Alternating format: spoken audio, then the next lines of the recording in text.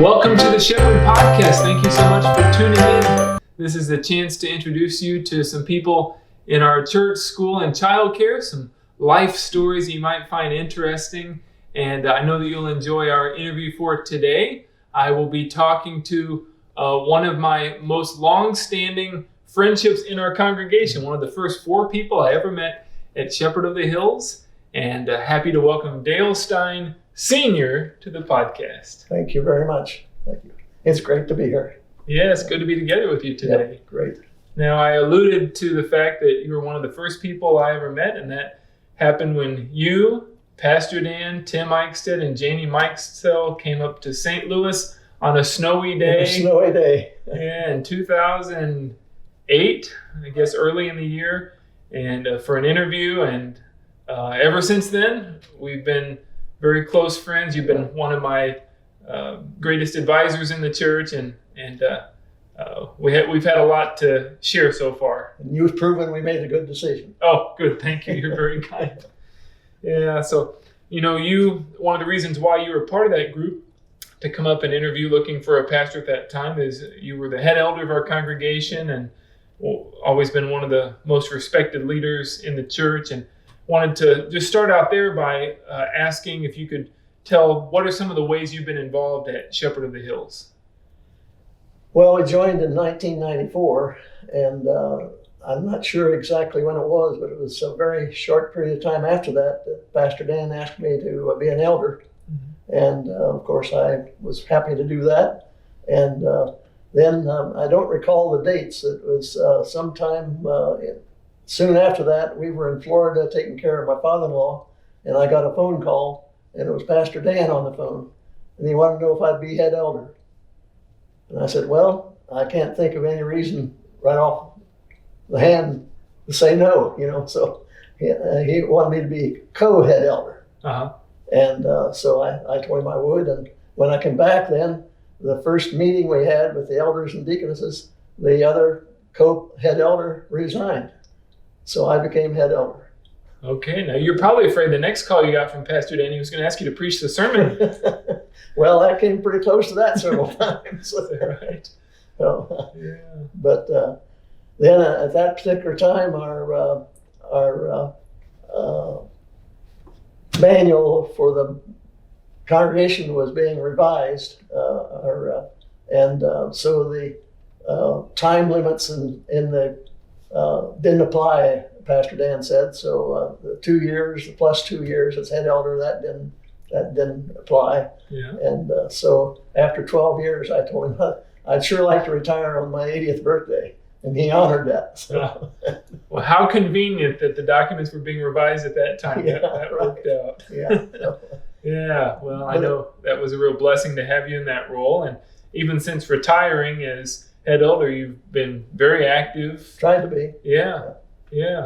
Including serving on the building committee. Right. Yeah. Along with your son, yes, Dale Jr. Right. So that must be great for you guys to get to work together on a project. We have a good time. Yeah. We enjoy that. Yeah.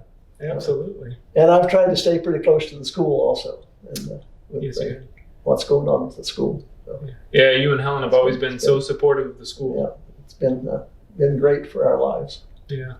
Why is the school so important to you? I just think it's the future of the church, really. We have the opportunity and the privilege of teaching children a Christian education, mm-hmm. which ultimately we hope and pray that will bring them closer to Christ, and they'll become Christians the rest of their life. And it just changes their life for them. Absolutely. And I think that's part of our responsibility. Absolutely. Yeah. One thing a lot of people may not know is our school, the majority are not members of our church. The vast majority, perhaps 80%. Yeah. And so it's very much a community outreach. Right. Yeah.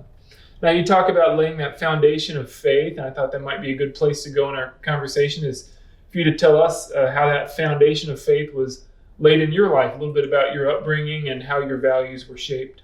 Well, my parents, of course, were Lutherans, and we were in church and Sunday school every Sunday. That was automatic. Yeah. And I'll never forget when I got my driver's license, my dad reminded me that if I went out on Saturday night, he said, we go to church on Sunday morning. And he said, don't ever forget that, And he even threatened to waken me up with a bucket of ice water. So we were in church and Sunday school every Sunday unless we were, sick. He never had to resort to the bucket of ice water? No, he didn't. I was always up and ready to go. Okay. But that's just always been part of our life. Yeah. And even when I went in the military, we were always active in the church programs at the stations where we were stationed. Mm-hmm. And so I was always active there. So. Yeah. One thing I wanted to explore a little bit about your upbringing is one of the things you've said to me years ago that stuck with me when we were trying to sort through a very difficult issue at the church. And, I came to you and I felt like you had such clarity on what direction to go. And I said, how do you know? How can you be so sure? And you said, well, right is right, wrong is wrong. And that's just the way I was brought up. Yeah. Well, that's right, And that was just the way we were taught, Yeah. And that you know what is right and you know what is wrong. So you know what to do. Yeah. Now, how were you taught in your upbringing to tell the difference between right and wrong? I think that was just born in me. I don't know how they're really told. Yeah. I think you just know how to treat people. Yeah. That you treat others as human beings, and if they need help, you help them, and you don't take advantage of any situation. Yeah. And it's just kind of automatic with you. Yeah. Sure. And a lot of that's associated with our faith, I think so. Yes. Yeah. Yeah. Okay. So it grew up in Ohio. Right. Yeah. Right. And you and Helen met when you were what ages? In fifth grade. Fifth grade. Fifth grade. And I watched her and kept track of her and until we were in high school. And that's when we started dating, when we were sophomores in high school. Okay. And we dated through the next 2 years or 3 years. And then after we graduated, I went into farming and working in the factory and never got around to getting married until 1951. So. That's right. So we can do the math. 1951 means that next year is a huge milestone. Next year on March the 4th will be 70 years, right? Wow. Yeah. How does a person stay married to the same person for 69, almost 70 years? Well, you just consider every situation and you evaluate it, and then you say, yes, dear. That's right. And go on. I've heard it said the husband always gets the last words. That's yes, right. dear. That's right. Yeah, that's right. Yeah. Good. So you learn those words well. That's right. Yeah. So it's always kept me in good stead too. It's been a good thing. Yeah. So. Yeah. Absolutely. That whole idea of doing what you're supposed to do, and a sense of duty, whether it's toward family, toward country. I mean, that's been a big part of your life as well. Your military service. You weren't saying yes, dear. You were saying yes, sir. Yeah. In a lot of cases, a lot probably. Of times. Yeah. Can you tell us that part of your journey when you went into the military? Well, when I was a sophomore in high school, I joined the Ohio National Guard in a medical unit because my brother, who was a World War II veteran, they asked him to start a medical unit in our hometown. Okay. And he recruited me. Okay, he went straight for the brother. Yeah, but he reminded me it wouldn't be easy. He said, I won't show you any favors. And he didn't. I can guarantee you that. Oh, really? So, but then I started taking courses to qualify me as an officer. And finally in October of 50, I guess it was, I went before the board and I was awarded a second lieutenant. But I couldn't be commissioned until I was 21. So I had to wait for almost another month before I got my commission. So you did your college education up to that point to qualify? No, I wasn't able to go to college because my parents, being farmers, they couldn't help me financially, and there was just no way I could go to college. Okay. But I took courses that were available through the military. Oh, okay. And then after I got my commission, then in January of 52, we were called to active duty for Korea. Active duty for Korea. Right. And my unit came to Fort Polk, Louisiana, and while I was there about 3 months, and they sent me here to school for the basic course, and while I was here, a friend of mine that came on active duty with me, we had a young man from the 82nd Airborne Division come to our class and recruit people for the airborne. Ah.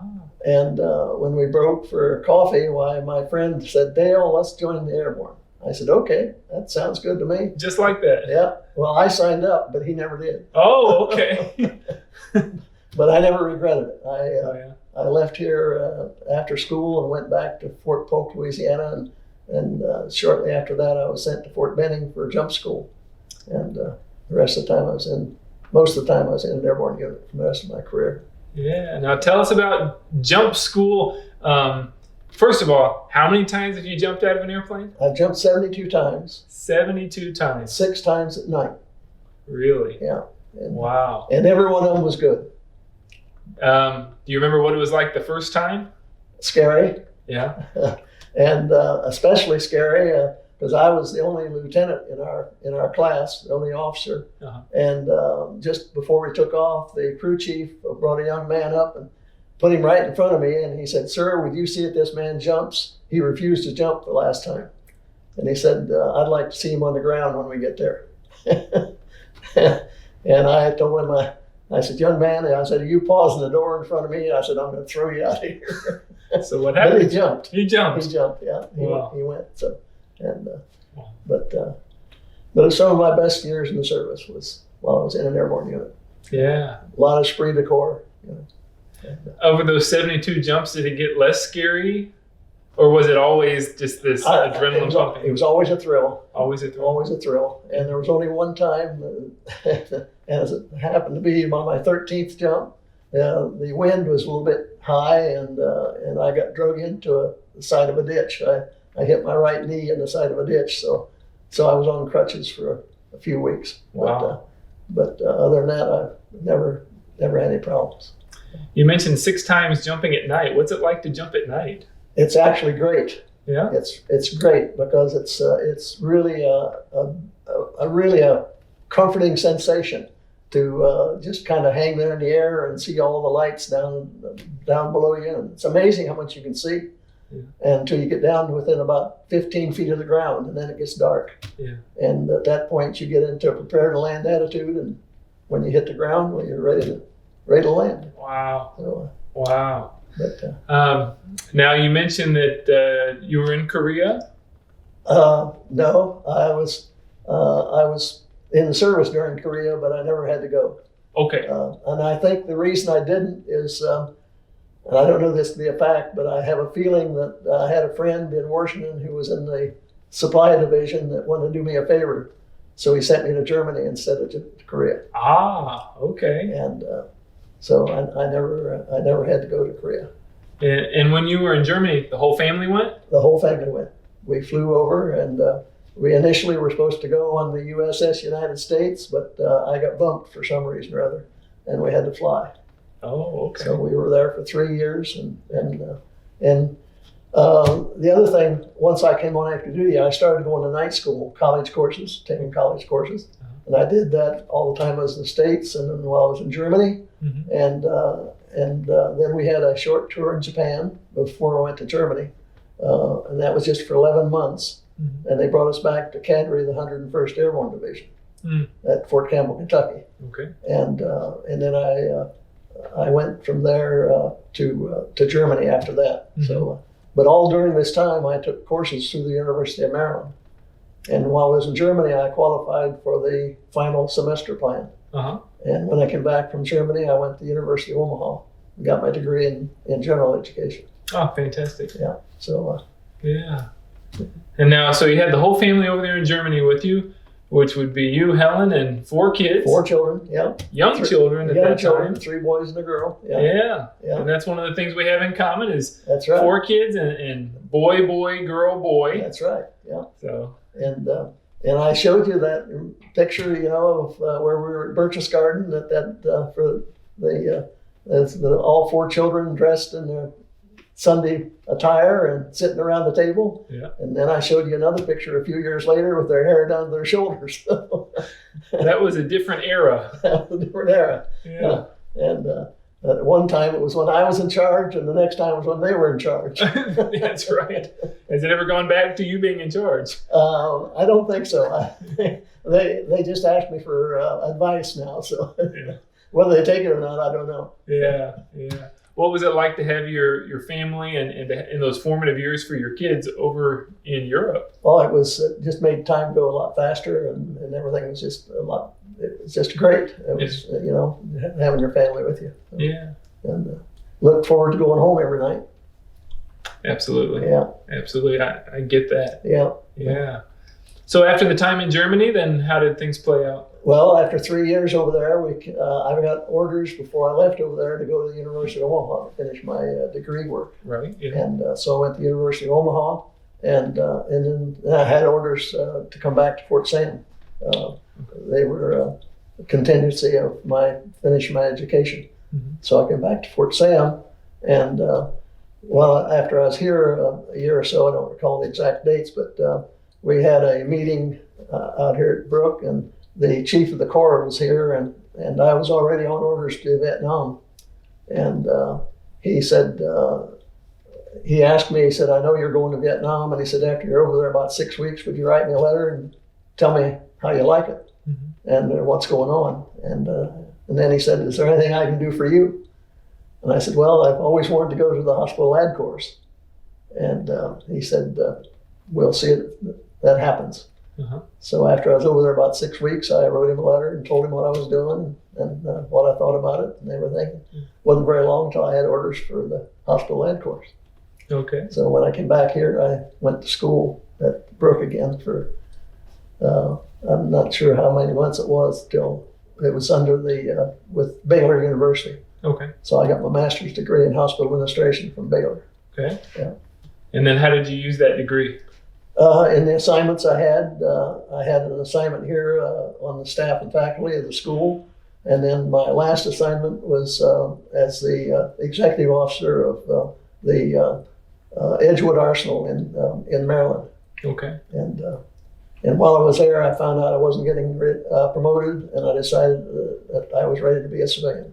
Okay. So, And that was after how many years of service? 24 total. 24. Yeah. Thank you for your service to our country. You're very welcome. Yeah, they were all good. Yeah.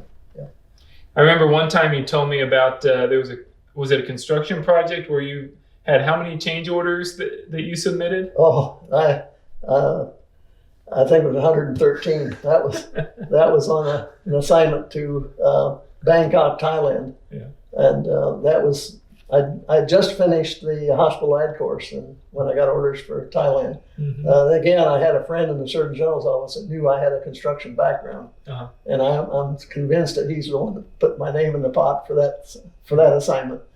So, but I was sent over there supposedly for 4 months, but because of the changes I made and all, why the opening was delayed a month, and so I was there 5 months. And but they opened after 5 months and 200-bed hospital. Yeah. You were going to get it right. I got it. I hope I got it right. Yeah. Very good. Okay, so went into civilian life after years of service in the military, and so what happened after that? Well, I told Helen I wasn't going to do anything for 6 months. And in 6 days, I was crawling the wall. And again, as the Lord knows what's good for you, and it wasn't very long until a representative from Texas Lutheran College, university now, showed up at the door one day, and he was looking for volunteers, but he found out that I was unemployed, so they hired me because they had a $5 million capital campaign just underway, and they needed more help. So I joined the development office in Seguin, and I spent the next 5 years there. And we successfully completed a $5 million capital campaign. Fantastic. Yeah. And during those 5 years, is that when all the kids went through college? That's when they all went through college, right? After they hired me, we found out that they could go to college tuition free. Wow. And of course, Dale Jr., he was in the last draft where they had the lottery, and he got a low number. So And I told him, I said, son, join the Air Force. Don't go in the Army, because at that time Vietnam was still pretty active. And I said, join the Air Force and get something out of it.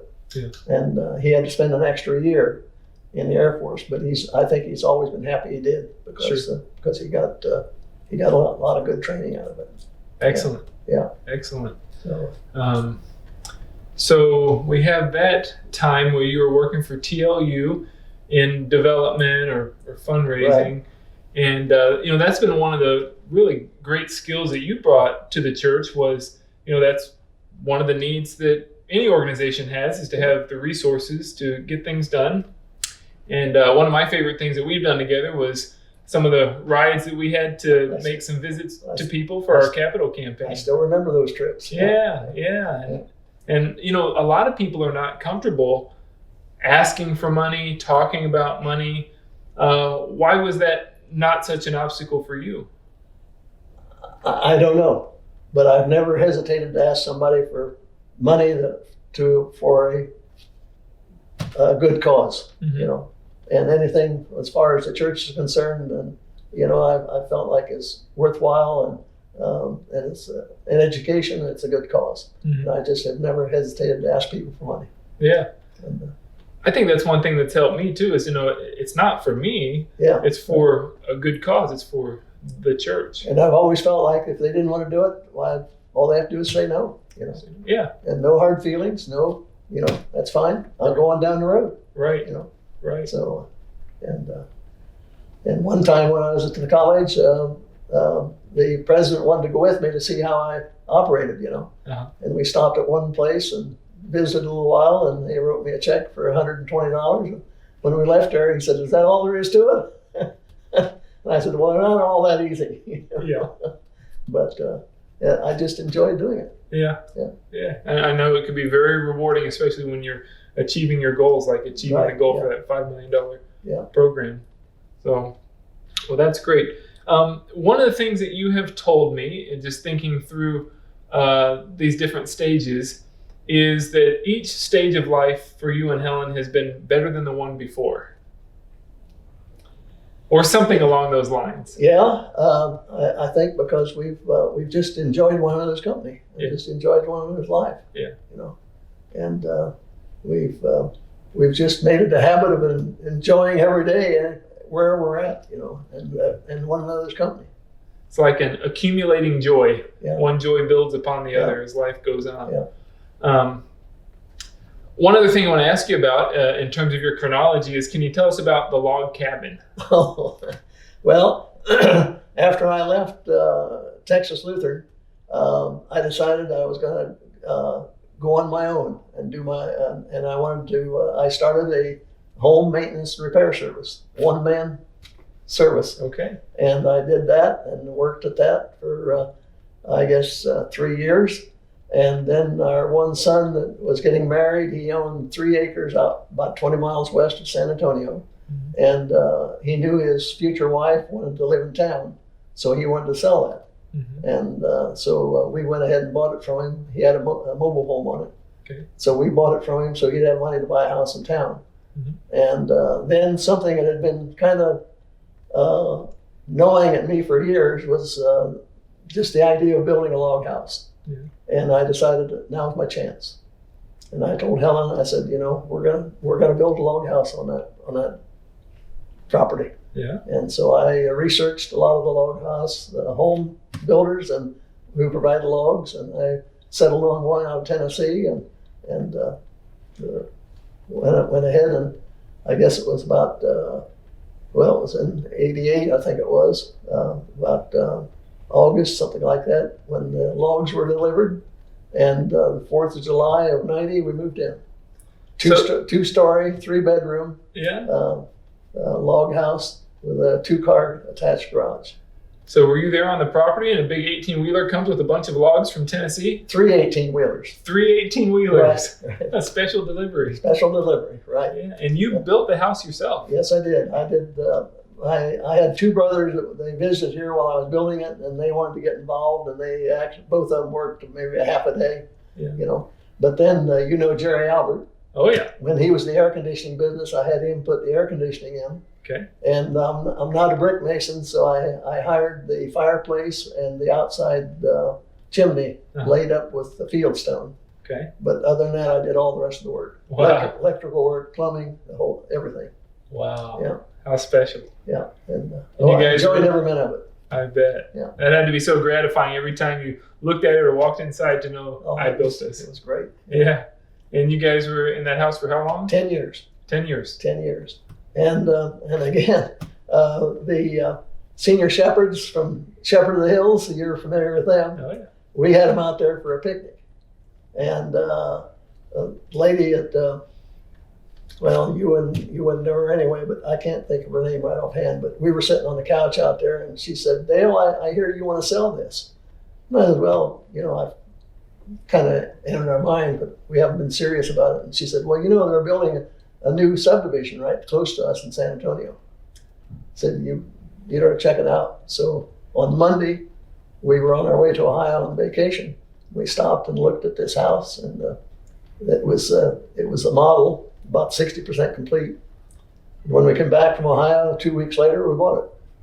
You're very decisive. Yeah. Yeah. And, so we moved in then. Well, it was very shortly after that we moved in and been there 20 years now. Yeah, time flies, right? Yeah, it sure does when you're having fun. Yeah, and it's nice because it's close to church, which is because in the log cabin you were a ways 20 out. miles, right? Yeah. And the log cabin is still standing? Yes, but they're not taking very good care of it. Oh. I kind of get sick when I see it. Oh, no. Yeah, and Yeah. so and a log house takes maintenance. You've got to do some maintenance on it to keep the natural color and all that. Yeah. Yeah. So, but I had my fun. Yeah. So that's fantastic. Yeah. Next thing I want to ask you, Dale, is can you tell us a little bit more about who's in your family? We've mentioned them throughout, but a little more in detail. Kids, grandkids, great-grandkids. Well, I was one of 7 boys and 2 girls, and there's just 3 of us surviving. My youngest brother and the brother next older than I. Mm-hmm. The only 3, they both live in Ohio. Mm-hmm. And of course, all 4 of our children are married, and I don't know how many grandchildren I've got, and great grandchildren. And our daughter lives in Sugar Land. Yeah. And 2 of our other sons live here in town, and one lives in Austin. And one lives out of Bernie. One son, and so and of course our daughter, is a retired ELCA pastor. Right. Yeah. And so she had to retire because of health reasons, and so but that's about I'd have to get me a pencil and paper and figure out how many grandchildren and great grandchildren we've got. And your quiver is full. And the quiver is full, right? Yeah. And so, but our second oldest son, which I don't think you've ever met, Robert, he is, of course, born and raised a Lutheran, and he married a Methodist, and for the last 10, 12, 14 years, he's been the financial officer of a Baptist church here in town.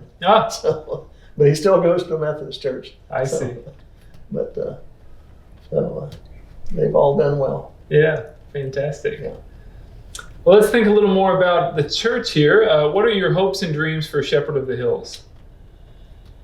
My hopes and dreams and my prayer is that I live long enough to see the Gematorium completed and in use, and that I'm able to attend at least one meeting or a luncheon in the second story of it. Yeah. And then, if the good Lord willing, I'd love to see, be living long enough to see Shepherd of the Hills out of debt. Okay. And that would be a great blessing for me, All right, we've got our charge. Yeah, right. Let's make it happen. Yeah. Yeah. Oh, that's great. Because I think that the Gematorium is an excellent example for us to attract other children that aren't Lutheran, that they'll want to come and be part of this and, on what we've got here. And hopefully and prayerfully, maybe they'll become Lutheran and become closer to Christ. Absolutely. Yeah. You and Helen have been such champions for the building and for the purpose of serving our community, enhancing what we have for those who are here. Right. But we hope it's going to be something that will be a blessing, and people will say, I'd like my kid to be a part of that school, or maybe even people from the community would want to rent it and become familiar with our ministry. And who knows how God will use all that. Right. Yeah. Great. And if I can see that happen, I'm ready for the Lord to call me home. All right. Yeah. All right. Well, if that's the case, maybe the building project, we need to keep that going a little bit longer as an incentive. Well, I don't know how much longer I've got. Well, looking back on your life and Veterans Day of this year, you're going to be your 90th birthday. 90th birthday, right. Wow. Yeah. Looking back on 9 decades of life, I want to ask you this question. Looking back, how has your faith helped you throughout your life? It's been my life, really, and Helen and I were always, any place we were stationed, we soon got acquainted with the chaplain there and the religious programs that they had going on, and then when I was in Vietnam, I started a Bible study over there. They didn't have a Bible study in the little compound where I was at, and 3 days after I was in Vietnam, I knew I was coming home. After a 3-day orientation in Saigon, I got on an airplane with about 10 or 12 other men, and we take us out to our assignments out in the field. And after we stopped at one small place and left a couple men off, as we were taking off, we came under small arms fire because they didn't gain altitude fast enough. And so the next stop we made, the pilots made us get off the plane because they didn't know how bad. They knew they were hit, but they didn't know how bad they were hit. Wow. And they took a panel off of the wing because they saw where a bullet had hit the wing. And I stood there under that wing, and I looked up and I saw the fuel line that was bent from a bullet hitting it, but it wasn't broke. Okay. And I knew right then I was coming home. Wow, what an experience. Yeah. And the next day I wrote to Helen and I told her, I said, I'll be home in 12 months. I said, I'm not going to bore you with details, but I said, I'll be there in 12 months. Yeah. So, wow. What an experience. And I think that helped me, that I had an excellent year over there. I really had a good year in Vietnam. And I was the medical supply advisor to the 4th Vietnamese Corps down in the Delta. And so it was a very interesting and rewarding year. And would you say that was a year that was very formative in your faith? No, I think it was developed all the way along before that. Yeah. I think. Yeah. Yeah. I think the airborne helped my faith also. There you go. I think so. Yeah. When you're jumping out of airplanes. Every time I rolled up that chute and walked off the drop zone, I think that helped my faith. That's true. Yeah. Well, maybe we should incorporate that into our confirmation classes or something if we really want to build up the kids' faith. I'd be happy to help do some of the training. Okay, all right. We'll have to talk about that one. Yeah. Yeah. Great. Well, Dale, it's been a joy to be able to reminisce and review and hear your perspective on what God's done in your life. Thank you very much. My pleasure being here. Yes. Yeah. And thank you so much for watching and listening. I know you enjoyed hearing about Dale's life, and please tune in the next time, and we'll continue to bring you some insightful interviews. Until then, God's blessings to you, and may He bless you and your family with safety and good health. See you next time.